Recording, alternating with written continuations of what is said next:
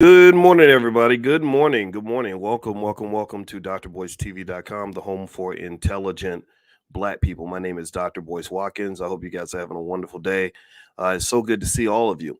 I wanted to come in this morning and just say hello, first of all, and also to share a thought that I had. It relates to a conversation that I had with a young person about going to work every day and the stress of going to work and just what people go through in their lives and just different ways of approaching life that I've seen make a big difference in terms of your outcomes. Here's the deal. There are a lot of people who are just sad. There are a lot of people who don't like the way the world treats them. They don't like capitalism because, unfortunately, capitalism has millions of people that get stuck in the underbelly of it. My heart goes out to those who feel this way. I talked to this 18-year-old. Well, actually, I think he's 20, and I was talking to him about discipline. And one of the things I mentioned to him was that in this world, you basically have two types of people. You've got the people who are self-disciplined, and then you've got the people who need to be disciplined. You got the people who can push themselves to do what they need to do so they can get what they need to have. And then you have the people who, if they're not pushed, are not going to do anything. Let me know if you know what I'm talking about. And what I find is that the people who are self disciplined are the ones who are most likely to be economically free.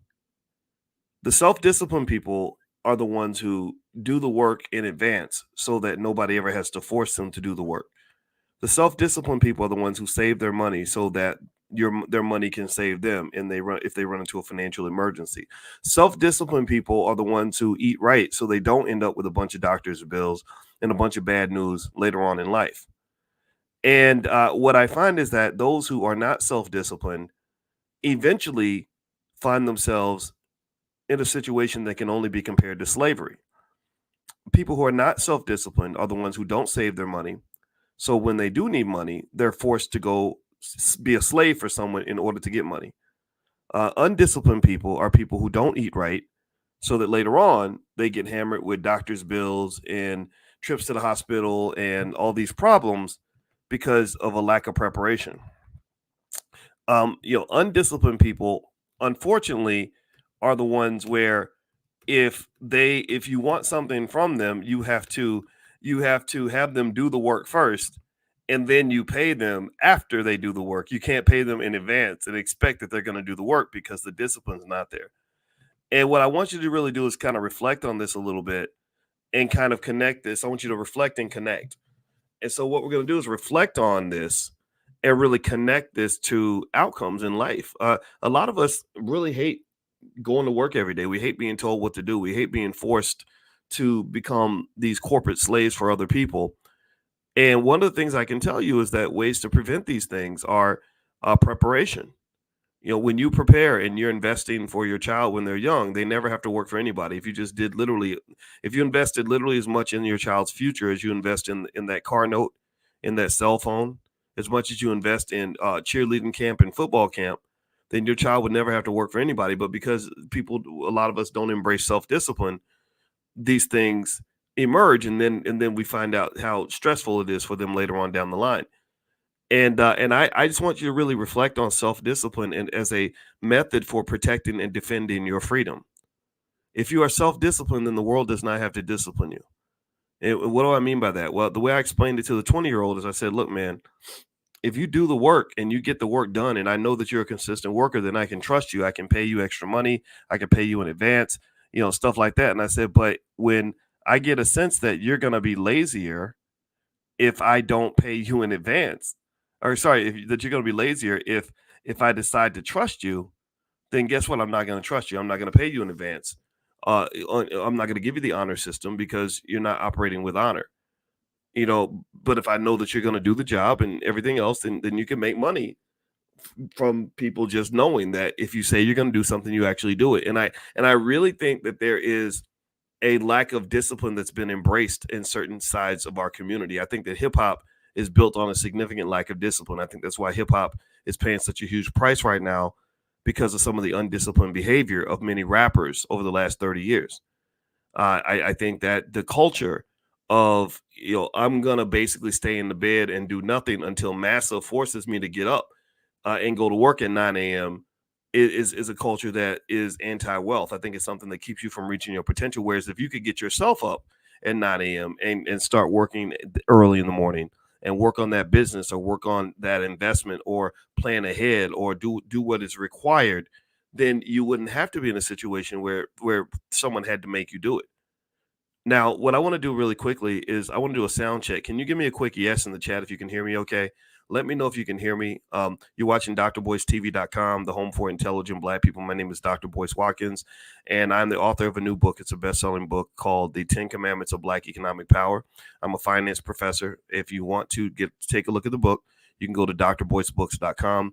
Also, my wife is a therapist, and so we do lots of work on love and money and things like that. We created the first ever, no institutions ever created this, but the Black Business School created the first ever Black financial therapy department because I hope you agree with me when I say that there are significant mental health issues that are barriers to Black wealth. Everybody wants to talk about the economics, but nobody wants to talk about the psychology of the economics. Nobody wants to talk about what's going on with our mental health that's causing us to not make the decisions we need to make or that's causing us to compete rather than collaborate. Nobody's talking about the psychology that's causing us to swim in undiagnosed, untreated trauma, which is keeping us from being able to reach our fullest potential, keeping us from being able to build strong families, keeping us from being able to work together. So anyway, thank you for giving me the sound check. Good morning, Val West. It's good to see you. And just say something, chat. Let me know you can hear me because I know it's early in the morning and I don't know who else is up with me this morning. What's going on, El Hodge? So let me just kind of give you my theory on this. This is just my Dr. Boyce theory. Some people are gonna get it. Some people are gonna just be offended by it, and I'm used to that. So don't worry. Don't waste your time insulting me. You can just go somewhere else. It's totally fine. My theory on self-discipline is this. If you can't discipline yourself, the world is going to discipline you. If you can't discipline yourself, the world is going to discipline you. Your self-discipline is the creator and the defender of your freedom. People who can't be self-disciplined end up getting disciplined by the world. And I want you to think about this. I want you to think about people you know where they get up every morning and go to work. They get there on time. When their boss says jump, they say how high. When there's an emergency or a crisis, they move into crisis mode. They immediately jump on top of everything and start handling business. Whenever it's time to go to work and get that paycheck or they're tight on money, they will work as hard as they need to work. But then when it comes time for them to do things that are self-discipline, where they don't have a boss forcing them to do something, they suddenly go into lazy mode. Or when the football coach is not barking at you and making you prepare for your future, you're not doing nothing. You're chilling, you're sleeping, you're relaxing, you're drinking, smoking weed, hanging out, chasing women. Think about that. I want you to think about people who can only be disciplined. Pay attention now. I want you to understand this is a subtle point. I hope you get it. I want you to think about people who can only be disciplined if they're forced to be disciplined. And I need you to really process this because you know who else is in that category where they're completely undisciplined when they're making their own decisions, but they're very disciplined when they're forced to be disciplined. You know who else acts like that? Prison inmates. Prison inmates. If you go to prison, you'll see a lot of really disciplined men. You really will see a lot and women. You'll see a lot of really disciplined people that are in jail. Why? Well, because the security guard basically says, if you get out of line, if you don't do what we say, we're going to pull out this billy club and crack it upside your head. If you don't do what we say, we're going to put you in solitary. If you don't do what we say, there's going to be negative incentives for you to comply with our instructions. And it's interesting to me. Prison is interesting to me because think about this. There are people in prison, when they were in the streets, they was wilding out. When they was out in the streets, they had no self-discipline. They was into the drugs, maybe committing crimes. Wasn't really trying to really accomplish and didn't want to go to school, right? Just completely undisciplined. And now society is disciplining you because you cannot discipline yourself. Do you understand? And in America, prison inmates are slaves. That's what they are. That's the 13th Amendment says it. You can be made into a slave if you're convicted of a crime. So I think that what you got to look at is beyond actual prison and think about the corporate prison. Think about the corporate plantation. Think about how many people are super disciplined when it comes to doing things for their boss, but are highly undisciplined when it comes to doing things for themselves. They can do whatever Massa tells them to do because Massa's dangling that paycheck. Massa made it clear, I don't care about you. If you don't show up, then you don't get paid. If you don't work the way I tell you to work for as long as I tell you to work, boy, then I'm not going to give you nothing. But then that same person who's super disciplined for Massa has no discipline when it comes to being their own boss. They say, oh, I'm gonna work on my business today at 9, and then they wake up about 11, and then they say I'm gonna work for 7 straight hours, but then they work about an hour and a half, and then they Netflix and chill, get on the phone with some girl, whatever, and then you get distracted. Why? Well, because there's no penalties, there's no consequences for you to be undisciplined, and then what happens is that eventually the business fails, you don't reach your goals, you don't hold it down, you don't handle your responsibilities, and next thing you know, you got to go back to work. I know a lot of people like that who got to go back to work. They wanted to be free. They wanted to be independent, but they had less discipline when they were independent than they had when they were working for somebody. So they need to work for somebody in order to be forced to do things. And so to me, I would say to you that this is a reflection I would encourage you to have, to understand that that self-discipline is a defender of your freedom. There is no country, there is no human being anywhere in the history of this world that's been completely free that did not have to defend that freedom with some type of discipline. If a family has enough wealth to be financially free, they have to be disciplined in protecting and defending that wealth, because what they're protecting and defending is their freedom. If they get sloppy, let me know if you get what I'm saying. Give me a yes if you follow this. If they get sloppy and irresponsible and start wasting their money like the Vanderbilts did, then guess what? Their money might be gone.